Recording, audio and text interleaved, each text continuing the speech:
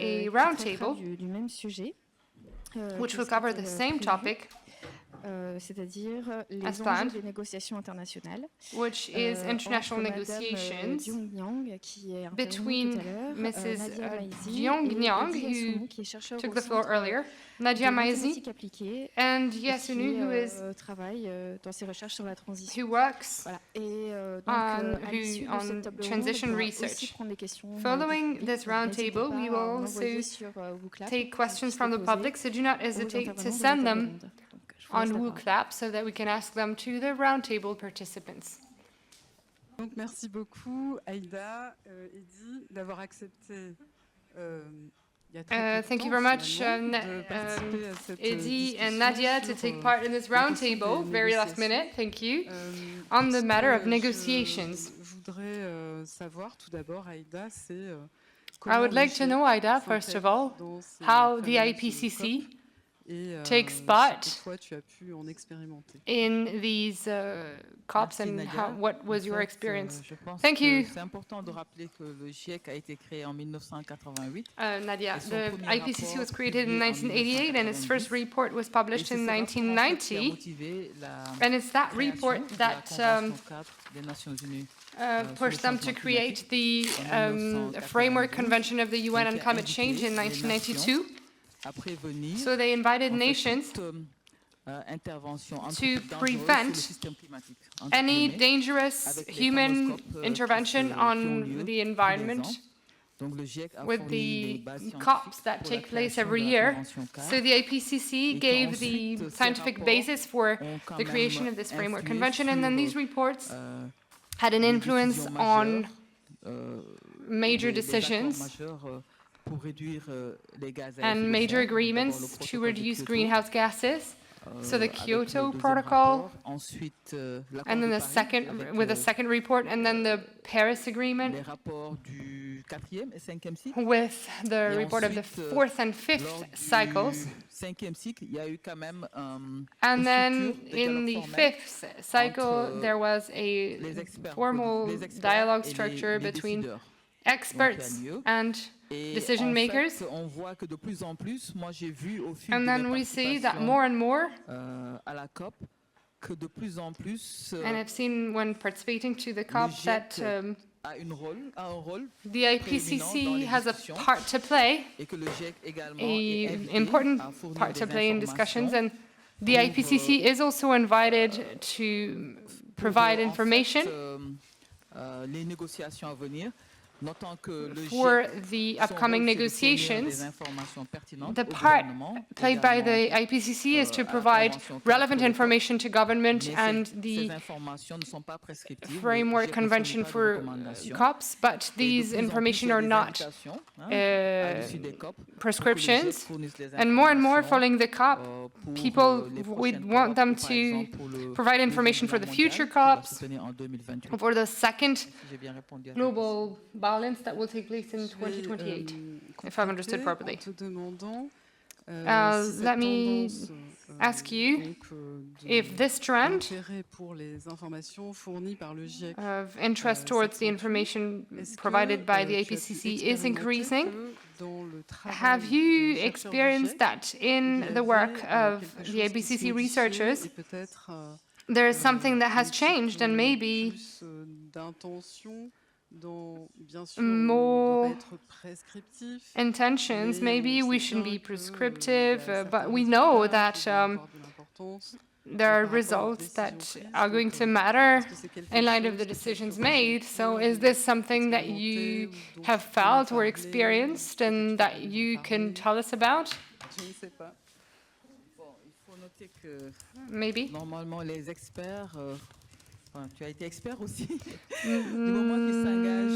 Normally experts, you've been an expert as well. When they commit to contribute to the IPCC report, they have to do it in a neutral and transparent way, but there is bias. Everyone is biased. We need to be aware of these biases and correct them. But what I've noticed more recently is that when there are panel meetings the convention invitations to provide information before the second world assessment. When we talk about the panel, it's the assembly with the countries. So there are interests that are opposed between countries. Sometimes they don't want reports to be published at the right time because it might be problematic for them, because especially the third report based on mitigation, it needed to be published before the global assessment. So what is the part played by vice presidents or co-presidents? Technically, they shouldn't represent their countries, but maybe it's still ambiguous.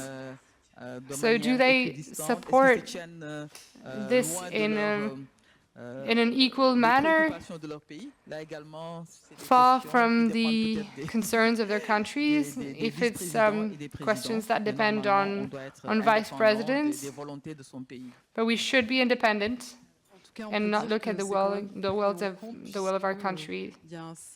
But it is taken into account because there is a balance that is found between the parts played by presidents, vice presidents, co-presidents, between the different regions of the planet.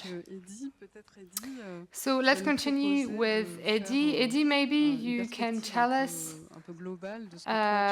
give us a perspective of what you've seen in COPs. So I'll give you the floor. Merci et d'abord merci aux intervenants de cette matinée parce qu'ils I would like to thank the participants because they've made it a lot easier to summarize.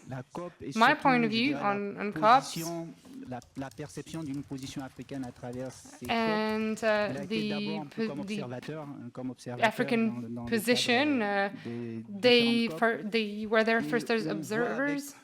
Le temps passé dans une politique MRV qui était and they see that we went from a policy which was just checking the rather intuitive or low-level measures, and now we are taking into account the technical and industrial point of views and strategic point of views.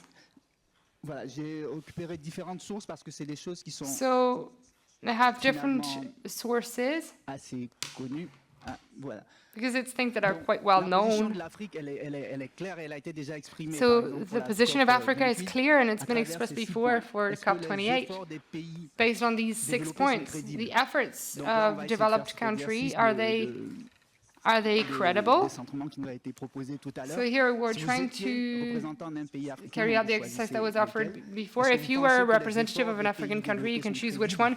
Do you think that the efforts of developed countries are credible? So the importance of adaptation, losses, damages, all of these points have been mentioned today.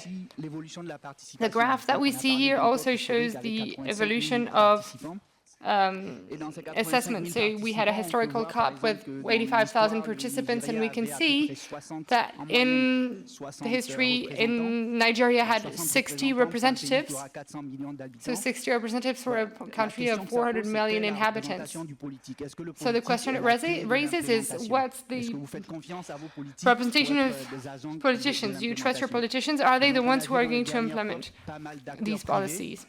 Qui ont été plus ou moins critiqués, mais voilà, moi je vois plutôt d'un bon œil le fait que but I think it's a good thing that the population of these COPs changes. And for instance, at the last COP, there were more than 1,000 people from Nigeria and other African countries. Since this is a negotiation, a question is, what do we negotiate? If we take the graph to the left, this is 2022, and we suggest 3 different trajectories. I had prepared a questionnaire online, but this is the credibility of the goal. As an African country, we are at a time where everyone agrees. And if we look at the graph right before, they show the emissions of each of the blocks of the country. And if you look at Africa, you will see that it's there. It's a difficult line to find. So what do you negotiate? Do you negotiate your own contribution? We've seen all of the funding necessary for Africa, but if others could make that effort, we could double the part of African emissions without changing dramatically the profile. So if we spend weeks or years, decades negotiating, what is Africa negotiating? Are they negotiating the right to have less pollution or other countries? So this is more about the credibility of states and the exchanges between different participants is an important point for me. And the second point is what's the narrative?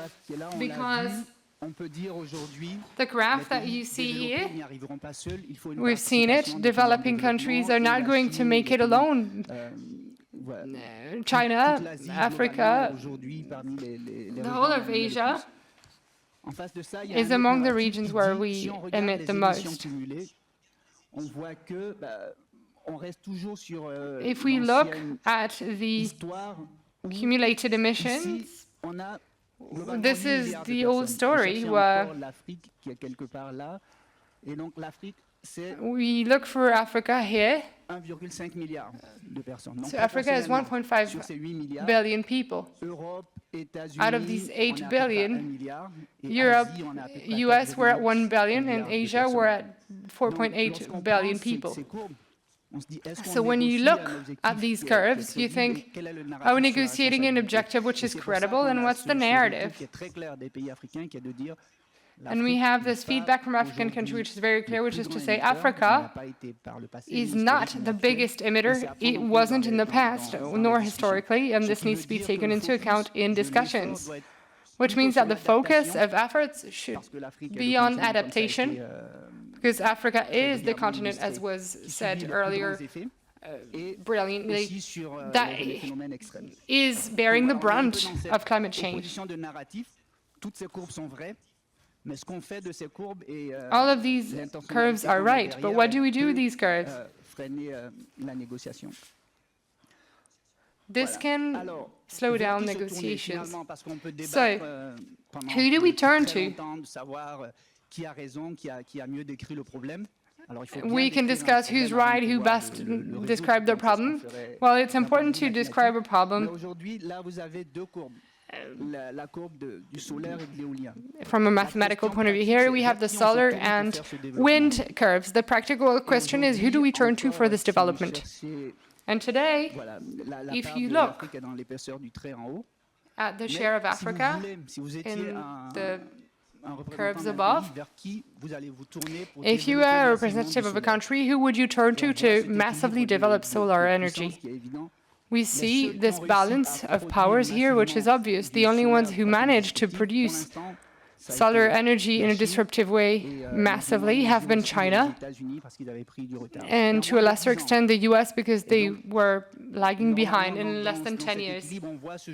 So in this balance, we see that there's an alliance game where we're going to have negotiations not so much to reduce emissions, but to build new renewable infrastructure. And the agreement points to that. We need to increase the amount of renewable infrastructures. Europe needs resources, and Africa has an industrial development challenge as well. Should there be a real transfer of skills, and who is willing to do so, and who are the partners? And today there's more of a, my impression is that there's more of a freedom of tone, so African countries such as South Africa or others have no difficulty in turning toward China,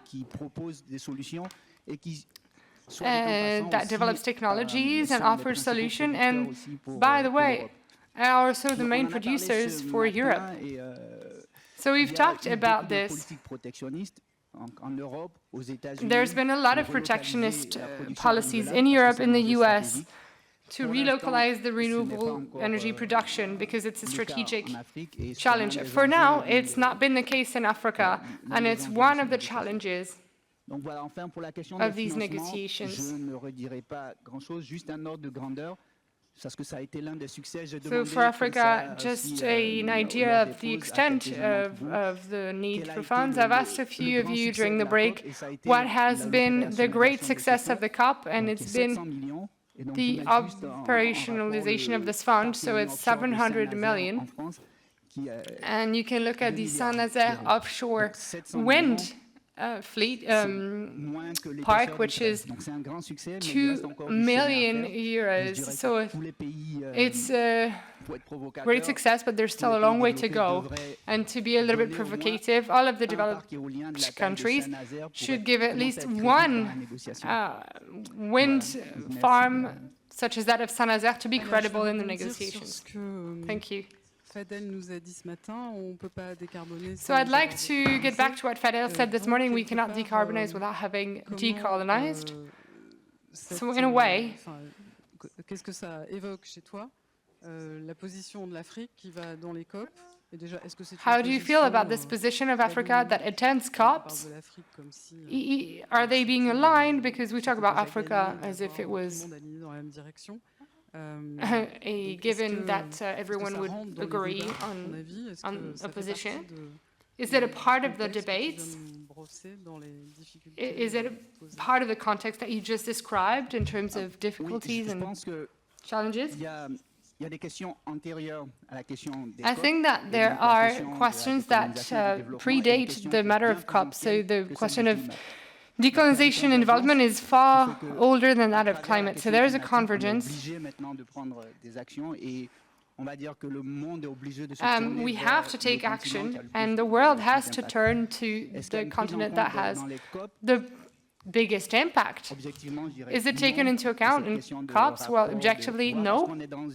But this question of power balance, we are in a society that still thinks in a technical manner. How are we going to invest? How are we going to make sure that we have the financial flows to develop 4 gigawatts? The best way to do that today is to use the resources in the countries that have the industry for that. If we say, how are we going to do to ensure that Africa builds at least 10% of its future electric infrastructure locally, we're only talking about 10%. So several gigawatts. So what's the information? What are the plans?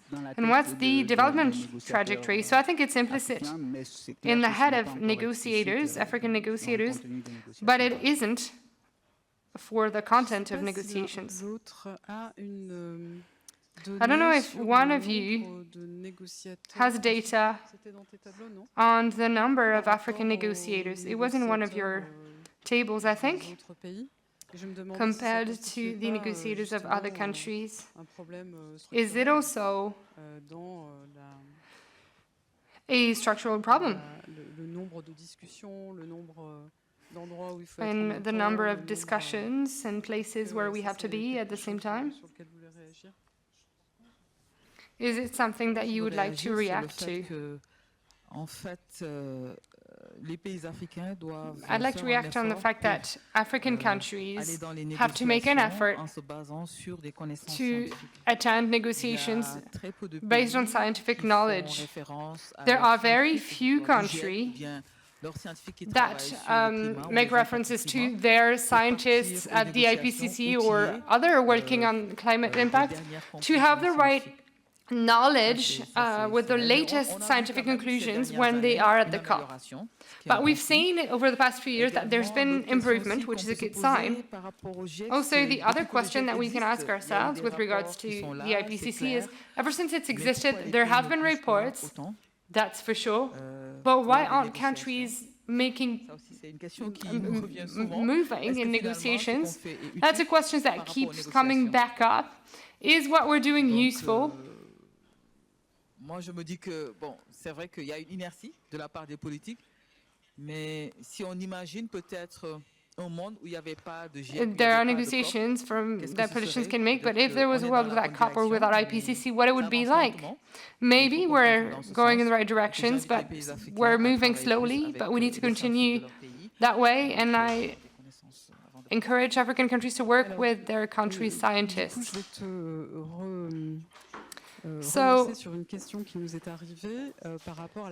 I'd like to get back to a question that we've received regarding the position of scientists and the fact that a scientist, a neutral one, unbiased one, is already a political choice. And is it a position that allows to talk about climate justice and be heard by African governments, maybe? I don't know what you mean by neutral, but it's for sure we need to be unbiased in light of what science says in the conclusions. Now, we are scientists, but we belong to communities, countries. We are more sensitive to some questions, such as ethics or others, or not.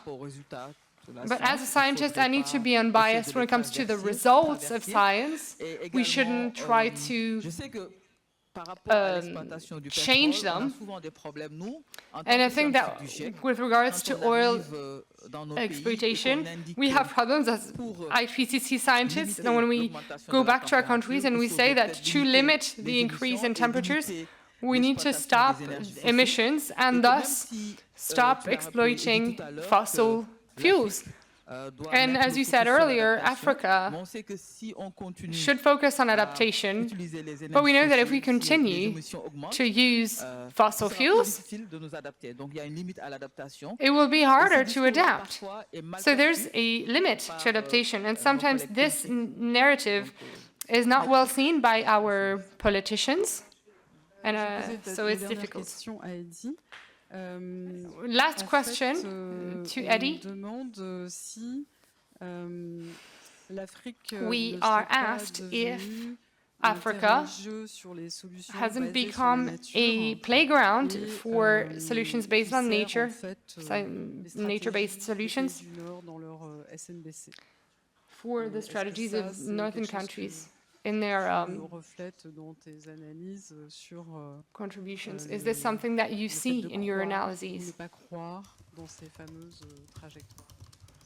The fact that you believe or not in these trajectories? This is a slightly provocative question, but it's relevant.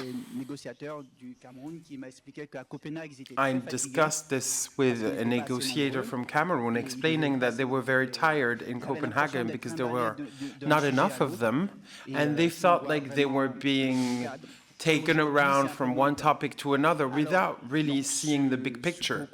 It's a bit less the case now, and during that discussion, we thought that for now, the COP is mainly a group therapy forum for developed countries. It's not that Africa is a playfield, but rather that it's more of a discussion of this is the emissions, this is not good. Africa is patient, is the patient. They have the patient talk. And once they've said this is bad, there's still a goodwill that is the positive aspect. And if I'm saying this, it's because no side is naive. In my understanding, Africa is not a playfield that does not understand the political subtlety that some may have perceived, but it's always been a world development partner, a migration origin, and it remains a very optimistic place for the world. So when we talk about climate change, in all the experience we've seen in Mali in terms of adaptation, to me, it's very optimistic. I see much more optimism in here than the end of thermal cars in Europe, for example. So Africa que les autres pays. En fait, on est ensemble, voilà, nous sommes ensemble. It's not more of a play field than other countries. Merci, et on va conclure sur tes paroles. Et je vous remercie tous les deux pour votre Thank you, and we will conclude with those words. Thank you very much for your inputs in the round table. Thank you.